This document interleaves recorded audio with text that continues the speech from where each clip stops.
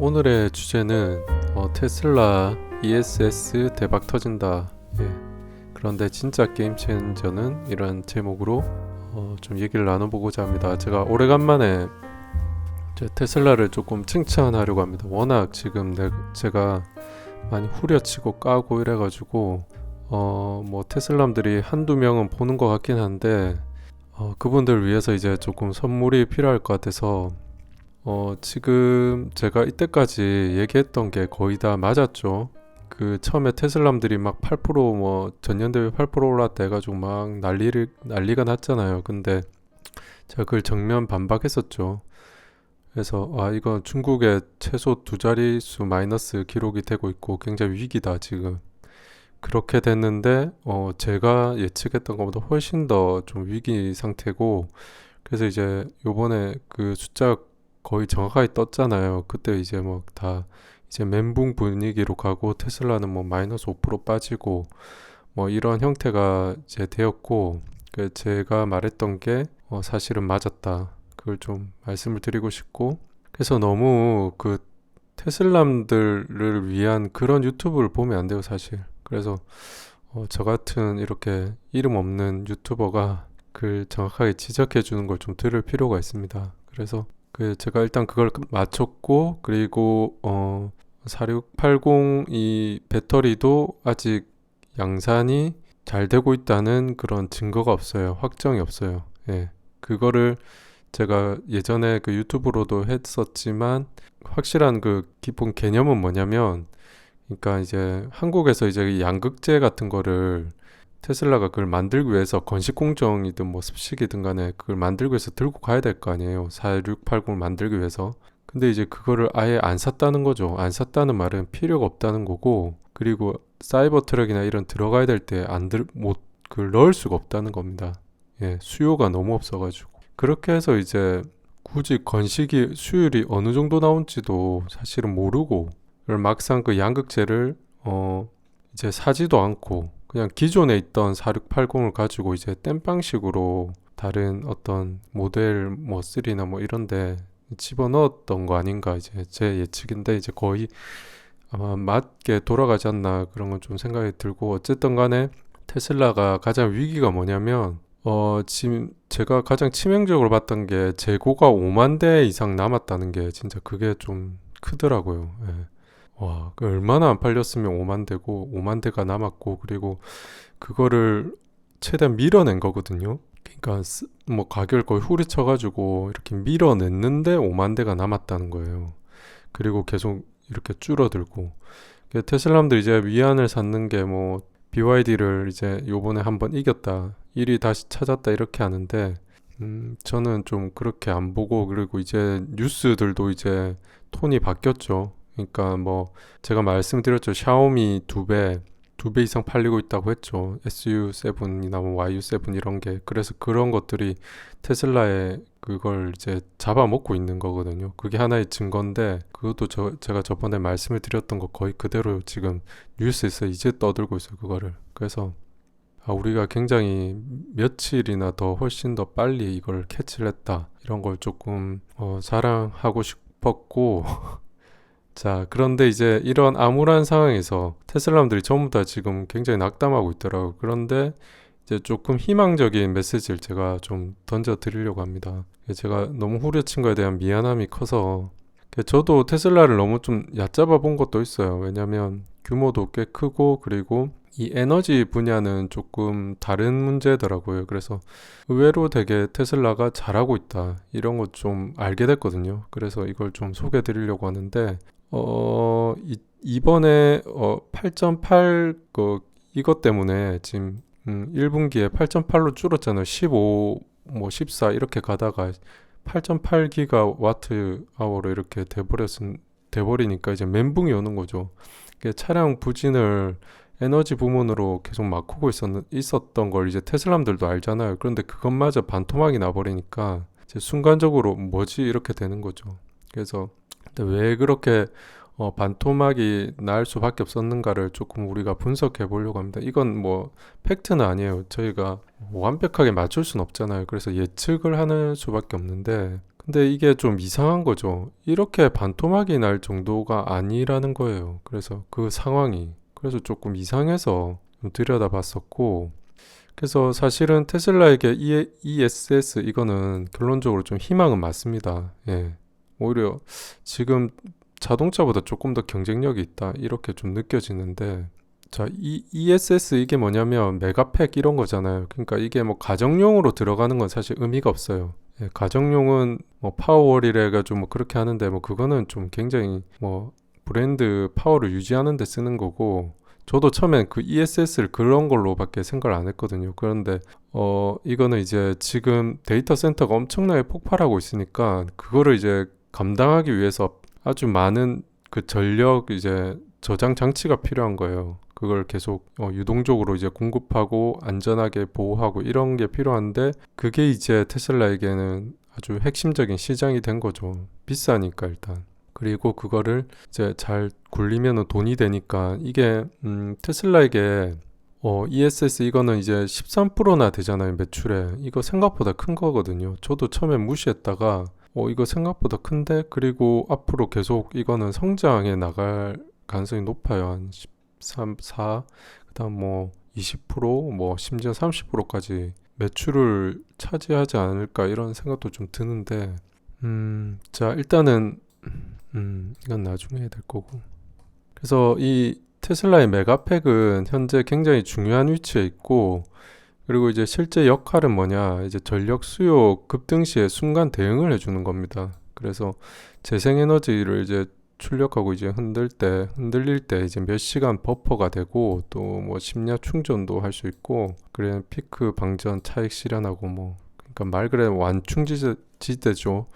자, 그러니까 이제 데이터 센터가 가동돼도 바로 뭐 원자력에서 전기를 뽑아오는 게 아니라 그 사이에 거대한 배터리가 있어가지고 좀 쌀 때는 뭐 밤 시간 쌀 거 아니에요. 그때는 좀 많이 저장해 놓고 이제 낮 시간에는 이제 그걸 안 쓰는 거죠. 비쌀 때 안 쓰니까 그 싼 가격에 에너지를 쓸 수가 있는 거예요. 그 차익이 굉장히 크고 경제적 효과가 크기 때문에, 어떻게 보면은 뭐 테슬라의 그 이 메가팩을 쓰는 게 굉장히 돈이 된다는 거잖아요. 기업 입장에서는. 그래서 이 시장은 계속 증가하고 있고, 그러니까 이런 순간 대응을 AI로 그 테슬라가 다 컨트롤하고 있고, 그런 것들이 되게 이제 해자 역할을 하고 있어요. 다른 기업들이 좀 바로 접근할 수 없고, 그리고 또 메가팩의 장점은 뭐냐면 플러그인 플레이 뭐 이런 것처럼 그냥 설치하면 바로 작동된다 이런 개념이라서 이런 면에서 이제 테슬라에게 굉장히 강점이죠. 그러니까 사실은 테슬라에게 그 자동차로서의 그 이 테슬라가 가진 철학이 자동차에서는 그렇게 크게 강점이 아니에요. 왜냐면 자동차는 굉장히 개인적인 물품이고 어마어마한 만족감을 줘야 되거든요. 근데 이 일론의 이 개념은 그냥 그런 거 없잖아요. 그냥 뭐 불필요한 건 네가 감수해라. 효율적으로 내가 만들어줄게. 다 뺀다. 뭐 이런 개념이기 때문에. 근데 ESS는 그런 게 없잖아요. 그냥 아주 깔끔하게 그냥 바로 작동하면 작동되고 그냥 효율적인 그것만 있으면 되거든요. 아무도 만족시켜 줄 필요가 없어. 그러니까 오히려 이게 강점이 된 거죠. 그래서 테슬라의 아주 강력한 무기가 되고 있는데, 말 그대로 완충지대예요. 기업들, 데이터 센터 기업들 위한. 그래서 1분기에 2026년 현황이 좀 이게 반토막이 나긴 했는데, 이 컨센서스 대비 40%나 지금 미달됐으니까 얼마나 이게 데미지가 컸겠어요. 이제 주주들이나 뭐 투자자들에게. 근데 이제 이게 수요 자체가 아직 살아 있어요. 그러니까 이게 그 데이터 기업들이 얘네들을 떠난 게 아니라 이 테슬라 내부 문제가 생겨서 이제 그걸 제대로 못 쳐내고 있었던 거예요. 이게 무슨 문제인지 좀 모르겠는데 지금 실행 문제가 심각하게 있고, 그러니까 이게 4월 21일 날 실적 발표할 때 이걸 아마 설명할 거거든요. 자기들이 왜 그랬는지. 그러면 이제 주가가 갑자기 좀 폭등할 수 있는 여지가 있는 거예요. 이거는 수요 문제가 아니구나. 테슬라 안에 뭐 좀 내부에 그 뭐 공장을 이렇게 만들어서 이제 그 공급을 폭발시키기 전에 어떤 그런 전 단계일 수도 있잖아요. 그러니까 그런 것들이 이제 전혀 지금 완전 모르는 상태거든요. 그래서 테슬라에겐 오히려 이런 것들이 조금 호재 같고, 그러니까 이제 테슬라 ESS의 진짜 강점이 뭐냐? 소프트웨어 해자입니다. 오토비더라고.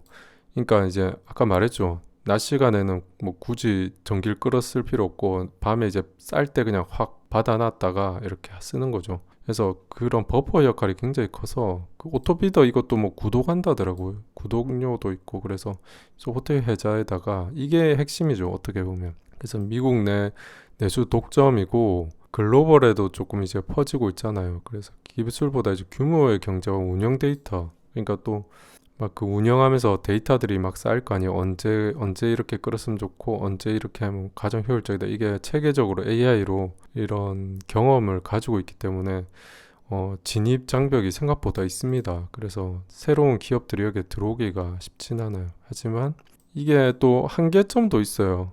예. 이게 리튬 셀을 외부에서 조달하는 거잖아요. 이제 테슬라가 전부 다 하는 게 아니니까. 그래서 이 기술 혜자가 좀 약하고 삼성 SDI나 뭐 CATL 같은 경우도 계속 진입할 수가 있고 그리고 이제 가스 발전소를 구조적으로 이제 대체가 불가능해요. 얘는 완충 역할일 뿐이지 근본적인 이런 발전소가 이제 옆에 커버를 해줘야지만 얘가 이제 잘 효과적으로 작동하는 그런 거라서 좀 뭐 그냥 임시 방편이다 이런 느낌이 강하죠.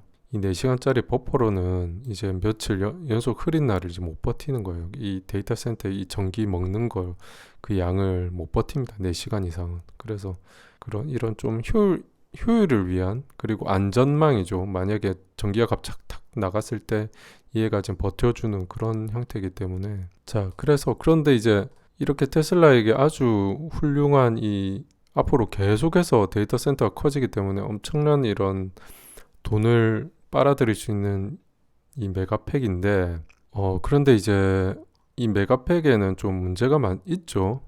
예, 뭐냐 해외 쪽은 한번 생각해 보세요. 해외 쪽은 BYD도 있고 그리고 CATL도 있고 그 다음에 뭐 하여튼 중국 업체 하나 있어요. 이름이 기억이 안 나는데 썬뭐 플론가 있는데 그 세 기업이 있기 때문에 일단 걔네들은 지금 그 뭐지? 그 배터리를 직접 만들잖아요. LFP를. 그러니까 만드는 데다가 지금 얘네들이 부족한 게 뭐냐면 이런 소프트웨어 AI 이런 그 탑재거든요. 그러니까 뭐 이렇게 왔다 갔다 하는 걸 아주 자연스럽게 이제 조율해주는 이런 조율자 이런 걸 못 만들었던 건데 이것도 사실은 뭐 BYD가 못 하겠어요. 예, 화웨이랑 합작하면 되거든요. 그러니까 이게 지금 해외 시장은 이런 값싼 중국의 ESS로 거의 아마 도배될 겁니다. 지금도 좀 테슬라가 힘들어하는 것 같던데 테슬라가 쉽게 세계를 장악할 수가 없어요. 그러니까 치고 들어오기가 좋죠. 중국 기업이. 한 뭐 가격 50, 60% 때려 내려버리면 테슬라가 아무리 좀 편하고 깔끔하고 뭐 잘 컨트롤한다 해도 그냥 가격이 반값이면 뭘 사겠어요. 예, 이건 자동차 시장하고 똑같은 원리거든요. 그래서 실제로는 해외에서는 이렇게 테슬라를 좀 하다가 또다시 밀릴 거예요. 그래 결국은 하지만 미국 내수는 굉장히 튼튼하죠. 왜냐하면 뭐 트럼프가 막아주고 있으니까. 그래서 이 안전망 속에서 거의 독점적인 구조를 가지고 갈 수 있고 특히 미국은 이제 데이터 센터가 많잖아요. 예, 전 세계에 엄청나게 자본이 몰려 있잖아요. 그러니까 뭐 미국만 해도 꽤 괜찮은 거죠. 짭짤한 거죠. 예, 그래서 이런 차이가 있다. 하지만 이게 굉장한 과연 해자인가 이런 의문이 드는 거죠. 예, 누구든지 삼성조차도 아마 이게 가능할 겁니다. 이런 비즈코 들어오기가. 그래서 투자자들이 왜 이 ESS를 조금 무시하냐면 그렇게 크게 안 치잖아요. 그 이유가 있어요. 왜냐면 자동차는 해자가 엄청나게 커요. 지금 그런 게 있잖아요. 자, 보세요. 포드 다 포기했죠. 지금.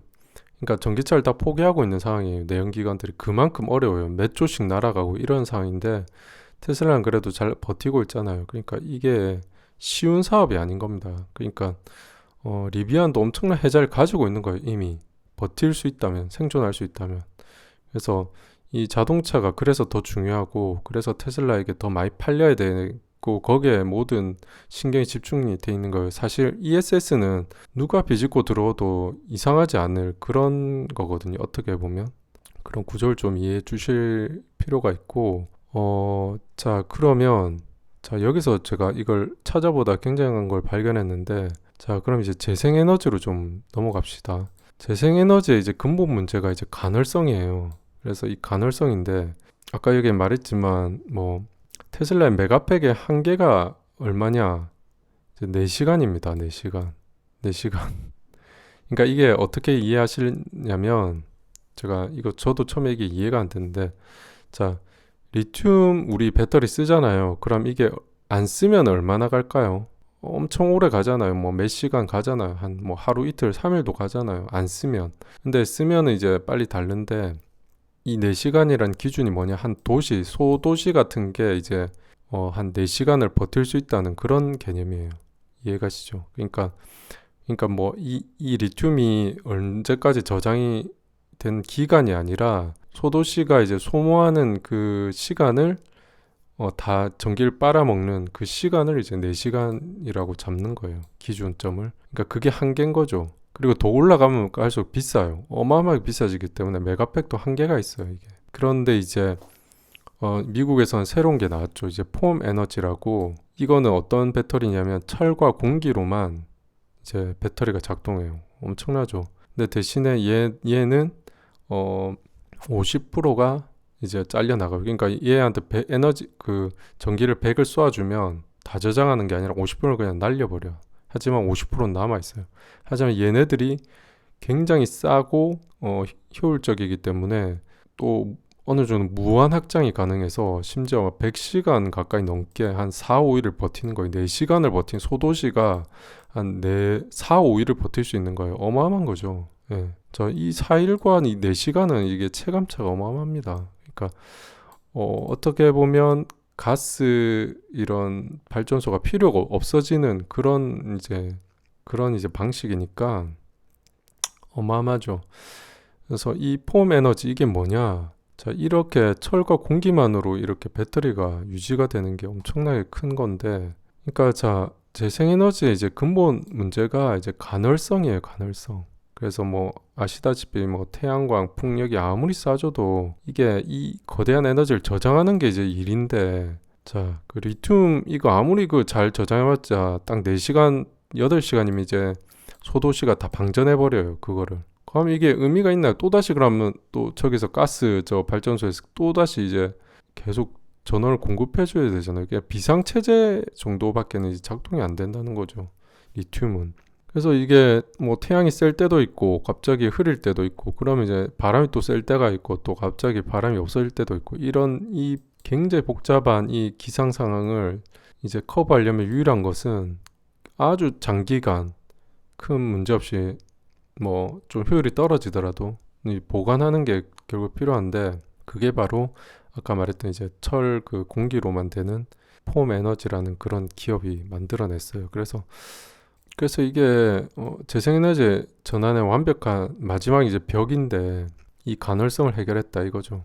그래서 폼 에너지 이게 진짜 게임 체인저인데 자 기본 스펙이 이제 철 공기고 철이 이제 녹슬면서 이제 방전이 된다고 해요. 그래서 그 참 이게 원리도 희한한데 이 실제로 제 눈으로 뭐 보지 못하면 모르겠어요. 근데 철이 녹슬면서 방전이 되고 다시 환원되면서 이제 다시 충전되는 그런 뭐 철과 공기가 이제 막 뭐 이렇게 왔다 갔다 하면서 되는 건데 이제 효율은 한 4, 50%밖에 안 되는데 이게 원가가 사실상 제로 수준이에요. 철이 워낙 이제 뭐 남아 돌잖아요. 이 지구상에. 그러니까 이 원가가 거의 없으니까 뭐 100시간이든 뭐 200시간이든 뭐 많이 싸우면 200시간 되겠지. 그러니까 리튬하고는 아예 가격대가 이제 차원이 다른 거거든요. 효율은 적지만.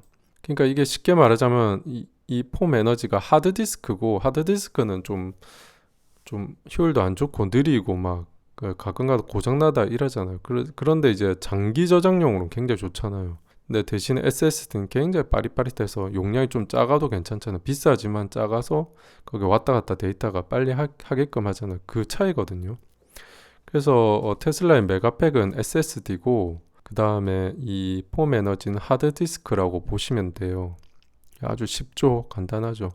그래서 근데 중요한 건 얘가 진짜 게임 체인저라는 거예요. 사실은 리튬은 그 버퍼 역할일 뿐이지 실제적인 이 자연 에너지를 환원시키는 거에서는 근본적인 답이 아니거든요. 잠깐 땜빵용이지. 그래서 결국 이 두 가지가 다 쓰이긴 할 겁니다. 이 테슬라가 이제 죽고 얘들이 살아난다 이게 아니라 서로서로가 이제 보완제죠. 그러니까 테슬라는 이제 버퍼 역할을 해주고 빨리빨리 해주고 그 다음에 뒤에서는 아주 장기 저장을 해주고 이런 게 처음에 협업이 잘 들어갈 겁니다. 예, 그런데 이제 미래로 가면 어떻게 될지 모른다는 거죠. 예. 그래서 이제 공장 현황이 이제 웨스트 버지니아 여기다가 지었는데 이제 예철강 공장 부지에다가 지었어요. 그러니까 막 러스트 벨트 이제 다 죽었고 이미 도시가 이제 철강 그 도시였는데 이제 아무도 이제 그걸 안 캐니까 이제 망해가는 그 도시에다가 지었어요. 그러니까 이게 엄청나게 상징적인 사건인 거죠. 다시 철을 활용해서 전기를 만들어낸다. 이건 미친 거 아닙니까? 이 개념이. 그래서 이거를 했다는 것 자체가 대단하고 이제 문 열자마자 이제 바로 확장을 시작했고 2028년까지 그 공장을 늘리고 있고 뭐 직원 750명으로 늘리고 뭐 어마어마한 이 전기를 이제 뽑아내겠다. 그 저장 장치를 뽑아내겠다 이런 게 지금 현 상황이에요. 실제로 진행되고 있어요. 그래서 이제 주요 계약을 했고 얘들이 이제 구글하고 해서 이제 30기가와트 아워 2028년 납품이 이제 계약이 됐습니다. 실제로 이 납품이 됐다는 거는 작동이 된다는 소리예요. 이게 단지 철 공기 가지고 예. 올해 이제 미네소타 파일럿 가동이 이제 올해 이제 이미 얘를 파일럿으로 한번 해보고 그리고 미국 이 정부에서도 1억 5천만 달러를 이제 줬어요. 그러니까 이거는 거의 실제 작동된다는 그런 기술이고 단순한 스타트업을 이미 저는 넘어서고 있다고 생각하는데 얘가 좀 미래라고 저는 좀 보거든요. 그래서 이게 참 강력한 해자를 가지고 있고 그리고 얘네들이 이거를 하기 위해서는 이제 단순히 이제 하드웨어가 혁신이 일어난 게 아니라 그냥 철공기밖에 없잖아. 그걸로 이제 하는 건데 이제 요게 폼웨어라고 아까 폼 에너지잖아. 그러니까 폼웨어라고 AI 소프트웨어 이제 해자인데 얘들이 AI로 이런 모든 것들을 다 컨트롤하는 거예요. 그 테슬라처럼 마치 그러니까 BMS 배터리를 관리하는 기술을 테슬라가 이제 그 전기차를 하면서 그 기술을 가졌잖아요. 그리고 AI도 있으니까 그걸 결합해서 이제 메가팩을 만든 거잖아요. 그러니까 폼 에너지도 똑같은 거죠. 얘들은 더 복잡해요. 그게 이제 철, 공기 이런 걸로 하는 거기 때문에 굉장히 그 미세한 조절이나 이런 것들이 전부 다 AI로 다 해야 되기 때문에 그래서 이제 그 AI로 컨트롤하기 위해서는 뭐 그 상당한 노하우가 필요하고 어떻게 보면 이 기술들이 결국은 테슬라의 ESS를 잡아먹을 것이다. 저는 그렇게 보고 있거든요. 그래서 이제 자체 개발 그리드 모델링 툴킷이 있고 이제 수십 년째 기상 데이터를 머신러닝으로 분석했어요. 지금 충전할까 한 3일 뒤를 위해 아껴둘까 뭐 이런 것까지 다 실시간으로 결정하고 그러니까 테슬라가 가진 어떤 뭐 아까 오토비드 그런 좀 AI하고는 조금 차원이 다른 뭐 그런 거예요. 그래서 해자가 충분히 있고 100시간 이제 최적화 알고리즘이 핵심 AI 역량이고 배터리 납품할 때 이제 소프트웨어가 이제 같이 가겠죠. 그래서 제가 왜 이 얘기를 하냐면 테슬라가 좀 ESS 저게 조금 불안하다는 이유가 자 얘네들이 이런 AI를 가지고 있어요. 그리고 철 배터리 그것도 가지고 있어. 이게 진짜 해자잖아요. 아무도 침범하기 쉽지가 않죠. 이 간단한 원리지만 거기다가 이제 그냥 얘네들은 그 뭐지 이제 삼성 SDI나 뭐 미국에 있는 그런 그 요 배터리 LFP 만드는데 거기서 사오면 돼요. 그리고 테슬라도 마찬가지잖아요. 자기들도 사잖아 거기서. 그러니까 사서 얘네들이 이제 거대한 하드디스크가 있으니까 SSD를 따로 만들어서 거기에 AM 자기들이 잘하잖아요. 굉장히 또 복잡한 걸 해봤으니까 더 쉬울 거거든요. 그냥 그걸 적용하면 끝이에요. 그래서 얘네들이 오히려 테슬라의 그런 시장을 다 잡아먹을 수도 있는 그런 거라서 투자자들이 그렇게 테슬라 ESS에 크게 반응 안 하는 게 좀 그런 이유도 있어요. 그러니까 해외는 이미 중국이나 이런 데 다 먹힐 게 뻔하고 막상 여기 왔는데 그것도 뭐 LFP나 이런 것들은 전부 다 삼성 거고 그러니까 이게 과연 해자인가 이렇게 이제 투자자들은 보는 거죠. 당장 돈은 잘 될 겁니다. 테슬라에게. 희망이기도 하고 테슬라에. 하지만 이런 폼 에너지 얘네들이 나오면 자 어떻게 될까요? 예, 아주 재밌는 일들이 벌어지겠죠. 그래서 중국이 이제 따라하기 힘들어요. 지금 이게 소재가 철공기라서 이제 중국의 뭐 리튬, 코발트, 히토류 이런 것들이 공급망 장악에서 벗어날 수가 있어요. 이게 예, 아주 참 이 트럼프한테는 굉장히 좋은 그거 무기인데 이 핵심 해자는 이제 전극 설계, 뭐 전해질 조성, 양산 노하우 뭐 이런 것들이 있을 겁니다. 이런 것들을 이제 할 수가 없죠.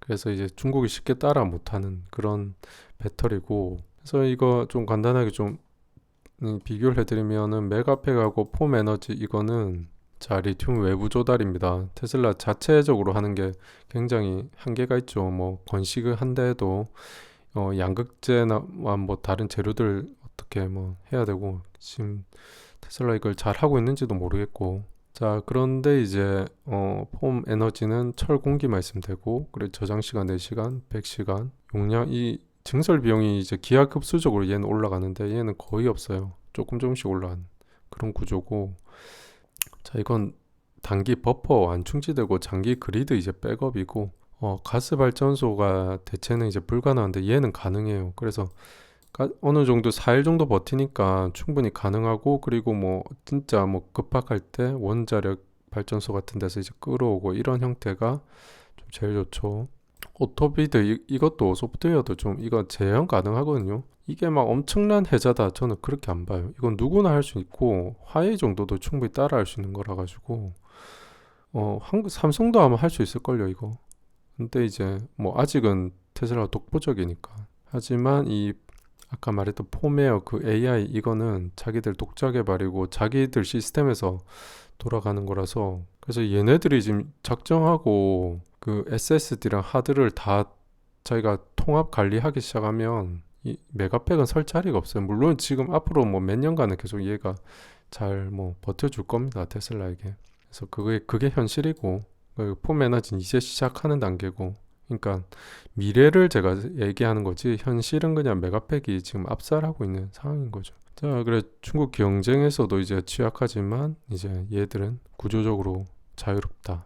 자, 그러면 장기 그림은 이게 굉장히 앞으로 우리의 미래가 될 거고 평상시에 이제 뭐 태양광 풍력으로 이제 폼 에너지로 저장해 놨다가 흐리고 바람 없는 날에는 이제 이 4일치로 버티다가 그 다음에 이제 극단적인 상황이 오면 이제 원자력에서 이제 끌어오고 그 다음 원자력 심야 잉여 전력도 이제 얘들이 폼 에너지가 싸게 들고 와서 또 해놨다가 저장해 놓고 뭐 이런 계속 이렇게 돌아가는 거죠. 굉장히 친환경적이에요 이게. 그냥 화석 연료가 이제 기본적으로 없어지는 그런 어마어마한 시스템인데 자 이제 단기적으로는 이제 서로 상호 보완적이고 이제 장기적으로는 경쟁 관계가 될 겁니다 이거. 예, 얘네들이 욕심만 부리면 못할 것도 없어요 얘들이. 예, 그래서 뭐 수직 계열화에 성공하면은 그러니까 포트폴리오 저게 채워 넣어가지고 그거 다 대체해버리죠. 그리고 구글이 지금 이 폼 에너지에 그걸 샀다 했잖아요. 아까 얼마나 많은 큰 걸 샀냐면 30 메가 뭐 기가헤르츠 이렇잖아요. 근데 요번에 테슬라가 1분기 때 얼마인지 아시죠? 8.8 기가 메가헤르츠잖아요. 그러니까 뭐 거의 한 6배, 뭐 5배 이런 걸 계약을 했어요, 지금. 그 1분기짜리 그거를 지금 구글이 지금 계약을 한 거거든요. 조금 길어진데 어쨌건 자 그래서 이제 구글이 그렇게 계약을까지 해줬으니까 탄탄한 겁니다. 그러니까 구글은 또 가만히 있지 않을까요? 만약에 폼 에너지가 좀 AI 기술이 딸린다 그럼 얘들이 오히려 이거 시장 있다 해가지고 이 통합적인 그 리튬 그 테슬라가 하는 이 리튬이나 이거 폼 에너지 이거를 합쳐가지고 지가 통합해서 뭐 어떤 솔루션을 낼 수도 있고 폼 에너지가 약하면 아니면 얘네들이 야망이 있어서 이 통합 솔루션을 다 만들어내고 그냥 구글은 그냥 사업자로 참여하고 이런 형태가 가능한 거죠. 그러니까 얘네들 무시할 수가 없어요. AI 기술이 있습니다. 그래서 이제 이 창업자 이 사람 마테오 하라미오 이 사람은 좀 특이해요. 하버드 경제학 출신이고 예일 신학대 그러니까 신학대를 나왔다는 게 좀 비범하죠. 그러니까 이 사람의 머리는 되게 좀 경제적으로 잘 돌아가는 데다가 이제 철학까지 있다는 소리죠. 신학 대학원까지 했으니까. 그러니까 이 세상을 뭔가 바꾸고 싶은 그런 철학이 있는 거예요, 이 사람도. 그래서 가이아 프로젝트 뭐 CEO 했다가 심지어 이게 좀 재밌는 게 뭐냐면 이 테슬라 2009년도에 들어가가지고 파워월 요거 프로그램 할 때 들어갔거든요. 그러니까 이 창업자 이 사람은 아주 예전부터 이 사명감을 가지고 있었어요. 그러니까 2023년에 이미 재생에너지 저장이 핵심이라 판단했고 20년 커리어를 여기에 올인했어요. 그냥 자기 인생을 걸었죠, 여기. 테슬라에서 리튬 ESS 한계를 직접 겪고 나와가지고 그래서 이제 한계를 넘자 해서 만든 게 이 폼 에너지라는 거죠. 참 재밌지 않습니까? 테슬라가 또 하나의 어떤 인물을 만들어낸. 그러니까 테슬라가 참 대단해. 그냥 뭐 여러 어떤 인물들을 좀 창조해내는 그런 게 있는 것 같은데 뭐 리비안의 스카린지도 좀 영향을 받았잖아요. 어떻게 보면. 그래서 이제 파월 프로그램 이제 시작했었고 이 사람이 그래 VP까지 갔다가 엄청 높은 직급까지 올라갔다가 이제 창업 2017년도 했으니까 엄청 예전부터 이걸 구축을 하려고 노력을 했어요. 그래서 대단한 사람이다. 그리고 테슬라의 약점이 뭔지도 다 알고 있어요. 그러니까 테슬라의 리튬 ESS 이거는 마음만 먹으면 먹어치울 수 있다 이렇게 되는 거죠. 예, 그냥 제 상상입니다. 예, 테슬라들 너무 화내지 마시고. 자, 어쨌건 신학을 공부한 사람이 기술 창업을 했다는 게 단순한 이력이 아니고 이제 더 나은 세상 에너지를 위하는 이제 미션을 가지고 있는 거죠, 이 사람은. 이런 사람들이 많이 나와야지 세상을 바꿀 수 있는 것 같아요. 투자 관점 이제 체크 포인트는 이 회사를 우리가 투자를 할 수는 없어요. 예. 2016년도부터 이미 이 파일럿이 실제 가동이 될 거고 이제 거의 실험이자 이제 실제 현실화되는 거죠. 그리고 2027년도에는 20기가 아워, 와 엄청나죠. 이 용량도 크잖아요. 테슬라가 뭐 1분기 반, 2분기 가까이 되는 게 이제 20 뭐 기가와트, 25, 30 이렇게 되는 거니까 2007년도에 하는 거고 라인 완공이 되고 그다음에 2028년도에 구글에게 어마어마한 용량을 이제 실제 판매합니다. 그래서 이건 현실이다. 그래서 이제 IPO 뭐 타이밍 이런 거는 뭐 아직 비상장이라서 이제 직접 투자는 불가능하고 리비안하고 이제 연결이 되는 지점이 뭐냐?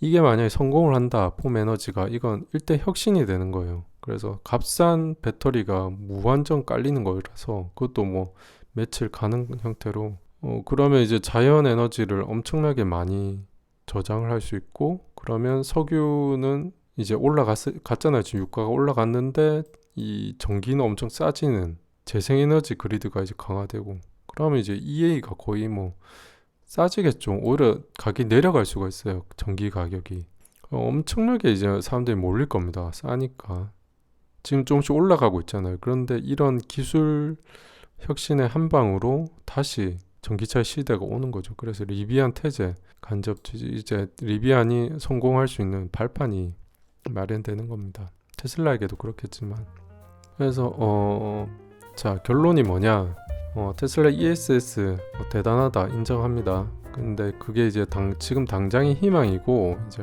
폼 에너지는 진짜 미래입니다. 미래입니다. 이게 둘은 경쟁이 아니라 역할이 지금 다르고 지금은 이제 소재 해자 뭐 기술 해자 파트너 해자 뭐 이런 정치 해자 트럼프가 이것도 얼마나 좋아하겠어요. 재생에너지를 얘가 싫어하지만 그 중국의 어떤 그 희귀 자원에서 어느 정도 자유로우니까 철하고 그냥 뭐 공기만 있으면 되니까 트럼프는 이런 거 제일 좋아하잖아요. 그걸 제조업도 일으켰죠. 그러니까 뭐 트럼프도 이게 무조건 돈 때려 박아 줄 거고 그래서 이 네 가지 동시에 작동하는 회사라서 우리가 투자만 할 수 있으면 아주 매우 유망한데 투자가 불가능하죠. 항상 이런 유망한 데는 투자가 불가능합니다. 그래서 우리가 리비안을 투자한다 뭐 그렇게 이해해 주시면 좋겠고 그래서 이거는 클로드나 이렇게 좀 같이 조사를 했고 저도 또 제 어떤 그런 선고안을 이렇게 투입해서 클로드도 갈궜고 그 다음에 제미나이도 좀 갈궈서 이게 나온 거라서 한번 여러분들이 장기적으로 이 폼 에너지라는 회사를 좀 지켜보고 그리고 이게 성공했을 시에 얼마나 이 인류가 받을 혜택을 한번 좀 생각해 보는 것도 좋을 것 같고 테슬라는 좀 장기적으로도 위험할 수가 있다 하지만 단기적으로는 지금 메가팩 나쁘지 않다 희망을 걸어도 좋다, 이렇게 좀 말씀드릴 수 있을 것 같습니다. 예, 긴 시간 들어주셔서 감사드립니다. 오늘 하루도 즐거운 시간 보내세요.